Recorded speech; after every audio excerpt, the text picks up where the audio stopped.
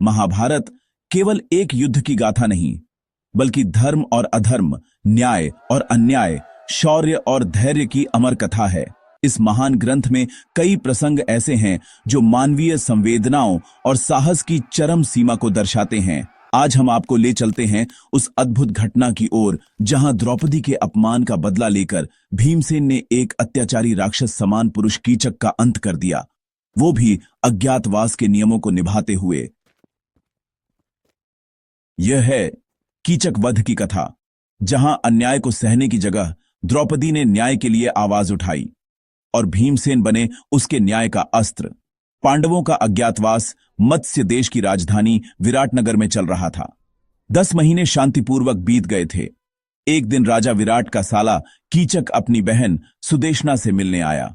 जब उसकी नजर द्रौपदी, जो उस समय सैरंध्री के रूप में रानी की दासी बनी हुई थी, पर पड़ी तो वह उस पर मोहित हो गया और उसे पाने की योजना बनाने लगा।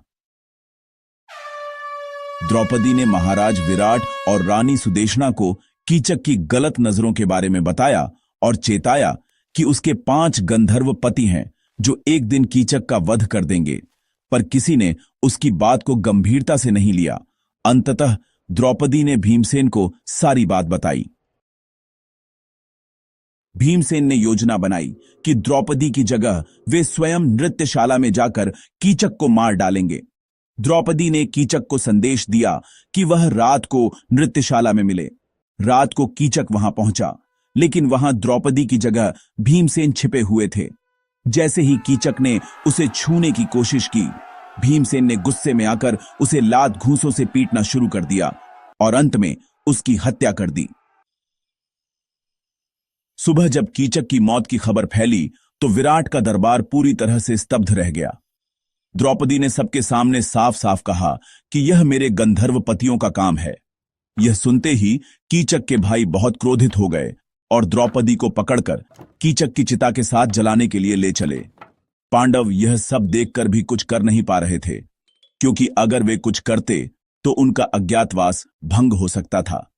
तभी भीमसेन छिपकर श्मशान पहुंचे और कीचक के सभी भाइयों को मारकर द्रौपदी को बचा लाए। इसके बाद विराटनगर के लोग द्रौपदी से काफी भयभीत रहने लगे, क्योंकि अब वे समझ चुके थे कि उसके पीछे कोई असाधारण शक्ति है। इसी बीच कौरवों ने अनुमान लगाया कि पांडव मत्स्य देश में ही कहीं छिपे हुए हैं। उन्होंने गायें चुराकर आक्रमण करने की योजना बनाई। उस समय महल में केवल राजकुमार उत्तर ही मौजूद थे। द्रौपदी ने उत्तर को युद्ध के लिए उकसाया और वृहन्नला यानी अर्जुन को सारथी बनाने का सुझाव दिया। रथ पर जाते समय अर्जुन ने रास्ते में वह स्थान चुना जहां पांडवों ने अपने अस्त्र शस्त्र छुपाकर रखे थे। अर्जुन ने अपना असली रूप प्रकट किया और उत्तर को बताया कि वह अर्जुन है और बाकी सभी पांडव भी यही हैं। फिर युद्ध भूमि में अर्जुन ने अकेले ही भीष्म, द्रोण, कर्ण और अश्वत्थामा जैसे महारथियों से युद्ध किया और उन्हें पराजित कर दिया।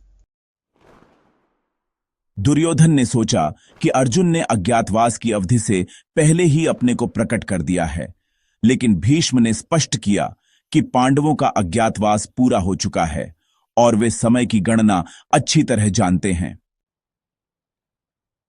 युद्ध में अर्जुन ने देवदत्त शंख बजाया, जिससे पूरे कौरव सेना में हड़कंप मच गया।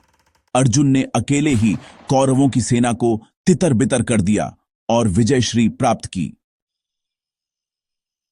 कीचक का अंत केवल एक पुरुष की मृत्यु नहीं था, बल्कि यह संदेश था कि स्त्री पर कुदृष्टि डालने वाले का अंत निश्चित है, चाहे वह कितना ही बलवान क्यों न हो।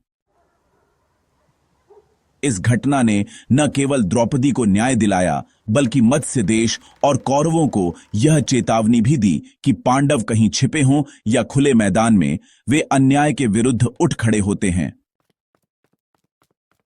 और फिर आया वह दिन जब अर्जुन ने स्वयं को प्रकट कर यह सिद्ध कर दिया कि सत्य को चाहे जितना छुपाओ, उसका उदय सुनिश्चित होता है।